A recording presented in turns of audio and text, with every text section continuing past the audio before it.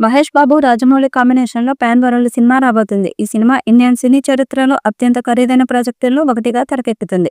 Global action adventure డ్రామాగా రూపొందుతుంది. ఈ సినిమా 'ఇండియానా జోన్స్' తరహా అడ్వెంచర్ ఫిల్మ్‌గా మహేష్ బాబు హనుమంతుడి స్ఫూర్తితో రూపొందిన పాత్రలో కనిపించనున్నట్లు తెలుస్తోంది. ఇక 'ఎస్ఎస్ఎంబీ 29'లో ప్రియాంక చోప్రా హీరోయిన్‌గా నటిస్తుంది.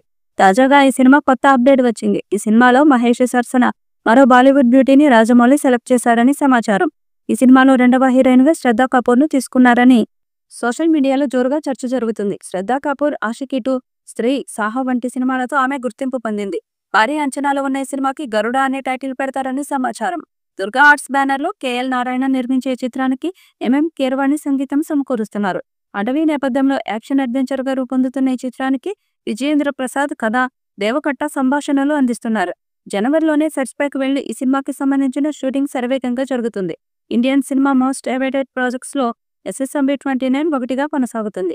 ఈ సినిమాలో ప్రియాంక చోప్రా, పృథ్వీరాజ్ సుకుమారన్ కీలక పాత్రలు పోషిస్తుండగా తమిళ స్టార్ విక్రమ్ కూడా నటించబోతున్నాడంటూ వార్తలొస్తున్నాయి. దీనిపై మేకర్స్ క్లారిటీ ఇవ్వాల్సింది. 2027లో ఈ చిత్రం ప్రేక్షకుల ముందుకు రానుంది.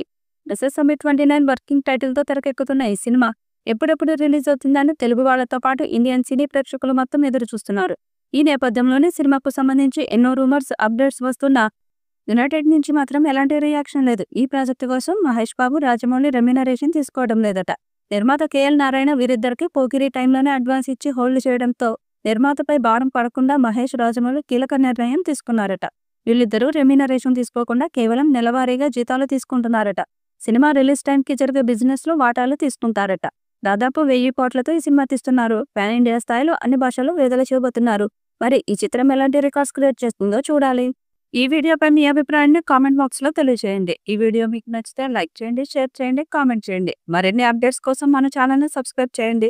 అలాగే పక్కనే ఉన్న గంట సింబల్‌ని గట్టిగా కొట్టండి.